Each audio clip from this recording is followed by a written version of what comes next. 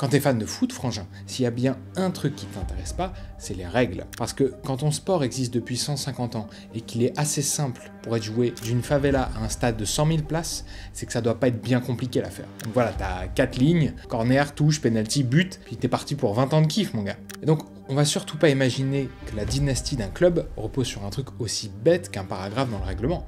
Pourtant, en 2019, un petit changement de règle est passé complètement inaperçu. Personne n'en a parlé, sauf un mec. Arsène Wenger. Un autre type, par contre, lui, n'en a pas parlé. Mais c'était le feu vert qu'il attendait pour finir de conquérir le monde du football. Ce malade a vu dans cette règle ce que personne d'autre n'avait vu, l'opportunité de jouer à 12 contre 11. Virtuel, invisible, mais pourtant bien là. Mais pour mettre tout ça en place, c'était pas si simple que ça. Il devait d'abord détruire la deuxième chose qui t'intéresse le moins dans le foot. Pour comprendre tout ça, frangin, laisse-moi te donner les bases.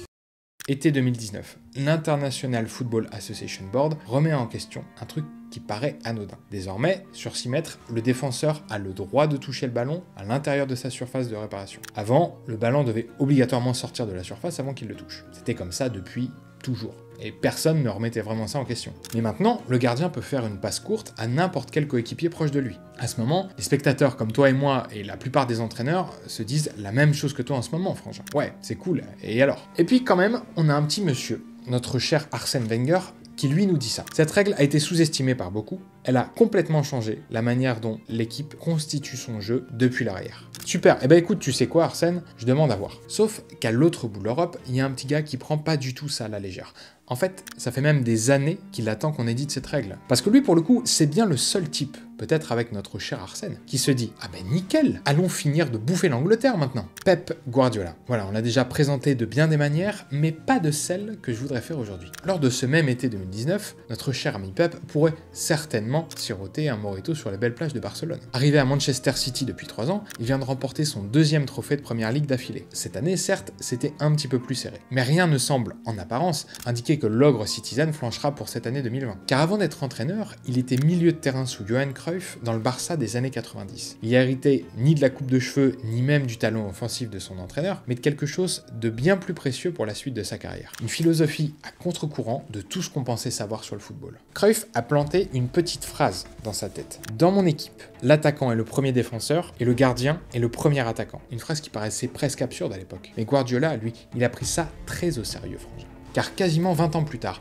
lorsqu'il se retrouve à prendre les rênes du FC Barcelone en 2008, il n'a plus qu'une seule obsession, le jeu de position. L'objectif, résumé simplement, est de créer une supériorité numérique constante sur le terrain. Mais tout le monde le sait, dans le foot, il y a un seul poste qui ne doit jamais prendre part à cette stratégie, c'est bien évidemment celui de gardien de but. Je m'en fous de ce qu'il dit Cruyff. C'est dans ton nom en fait mon gars. Ton seul rôle, tout ce qu'on te demande, c'est de garder le but. Tu gardes le but, tu es gardien de but. Victor Valdés devient alors son premier cobaye. Guardiola lui demande ce qui semble alors impensable. Ne jamais dégager le ballon sous pression, chercher toujours la passe courte, quitte à prendre des risques énormes. Pourquoi une telle obstination? Parce que Guardiola avait déjà compris quelque chose de fondamental pour la suite de notre histoire. Si ton gardien, il sait jouer au foot, ça te fait un attaquant de plus mon gars. C'est simple, regarde. L'équipe qui construit depuis l'arrière a 2 défenseurs centraux plus le gardien. L'équipe qui presse a 2 attaquants. Normalement, c'est du 2 contre 2. Mais si le gardien est capable de faire une passe sous pression, ça devient du 3 contre 2. Une supériorité numérique créée nulle part. Et si l'adversaire engage un 3e joueur dans le pressing, ça libère forcément un espace ailleurs sur le terrain.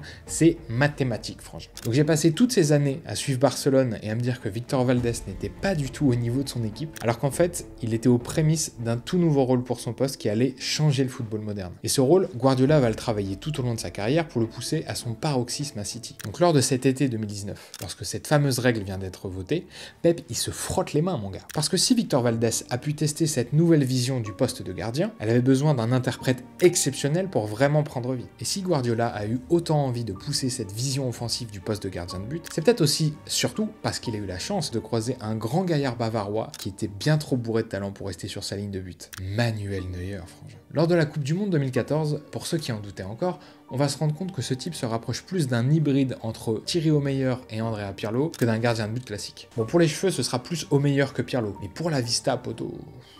À l'époque, si tu voulais être le meilleur gardien du monde, commence par arrêter des tirs, mon gars, puis des tirs inarrêtables, voire des tirs qui changent l'histoire. Mais Neuer a toujours été différent. Formé à Schalke 04, alors que la plupart des gardiens se concentraient uniquement sur les arrêts, lui travaillait sa technique au pied avec autant d'acharnement que ses plongeons. Comme si, sans le savoir, il se préparait pour devenir l'arme ultime de Guardiola. Quand il arrive au Bayern Munich en 2011, il prend 2 ans pour être considéré comme l'un des meilleurs gardiens du monde, et donc 2 saisons plus tard, lorsque Guardiola débarque en Bavière, il est tout simplement au sommet de son art. D'ailleurs, notre coach sera tellement impressionné par son jeu de jambes qu'il réfléchit sérieusement à le tester au poste de milieu de terrain. Même si on comprend bien l'idée, on le remercie de ne pas l'avoir fait. Cette année-là, Manuel Neuer finit 3e du Ballon d'Or, juste derrière, c'est bien connu, Mathieu Valbuena et Loïc Rémy. C'est peut-être qu'une 3e place, frangin. Mais ce n'est plus jamais arrivé depuis, et la dernière fois que c'est arrivé, c'était en 2006, quand, je te le disais, ce gars a arrêté un but historique. Voilà, c'est bon, ça fait 2 fois maintenant. Et puis vient le moment où le monde entier découvre cette révolution. La Coupe du Monde 2014 au Brésil. Le 8e de finale contre l'Algérie entre tout simplement dans l'histoire. Neuer n'est pas un gardien ce jour-là. Il est libero, un défenseur supplémentaire. Il touche 17 ballons en dehors de sa surface. Les Algériens, dépassés par cette approche qu'ils n'ont jamais vue, ne savent plus comment attaquer. Neuer anticipe chaque ballon en profondeur, il sort à 40 mètres de ses buts et relance proprement à chaque fois. Sur l'ensemble du tournoi, il réalise un total de 244 passes. Ça a l'air de rien comme ça, mais si je te dis que c'est 2 de plus qu'un certain Lionel Messi, là ça te parle. L'Allemagne remporte la Coupe du Monde,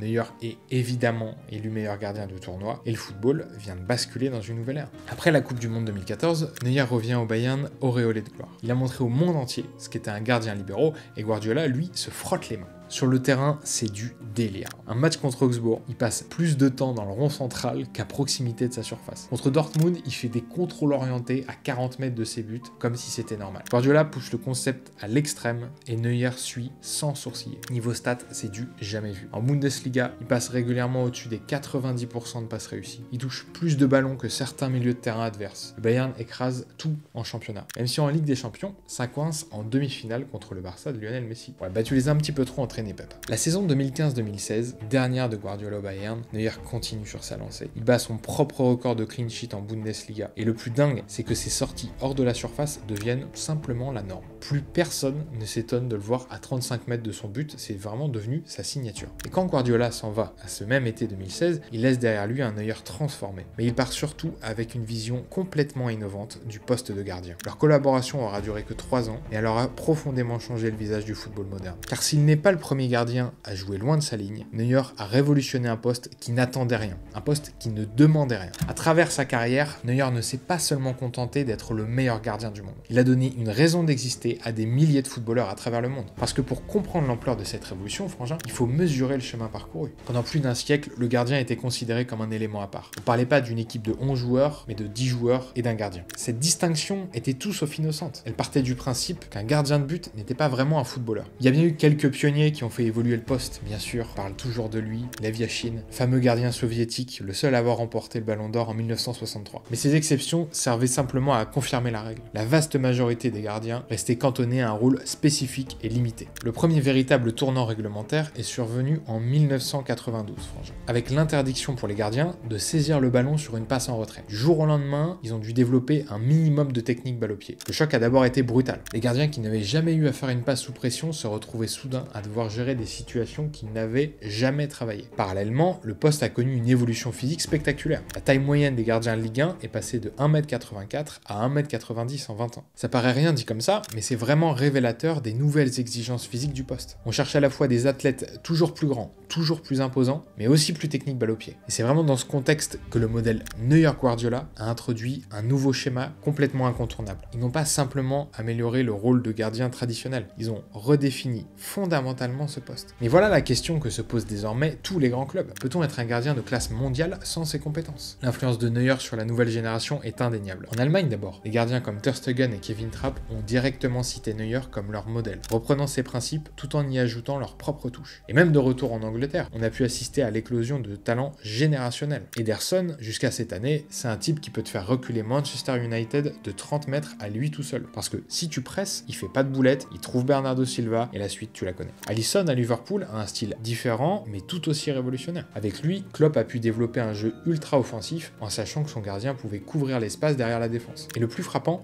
c'est la façon dont le recrutement et la formation des gardiens ont radicalement changé. Aujourd'hui, dans toutes les académies du monde, les jeunes gardiens passent presque autant de temps à travailler leur technique au pied que leurs arrêts. Des tests spécifiques sont désormais intégrés aux détections pour évaluer la qualité de passe d'un gardien, sa vision du jeu, sa capacité à jouer sous pression. Des capacités qui étaient totalement ignoré il y a 15 ans. Mais à vouloir à ce point-là optimiser l'attaque, il y aura toujours des risques, frangin, c'est évident. On voit régulièrement des gardiens se faire piquer le ballon, rater des passes qui coûtent des buts. C'est évidemment l'objection principale contre cette évolution. La maîtrise technique du jeu court est aujourd'hui indispensable pour les gardiens.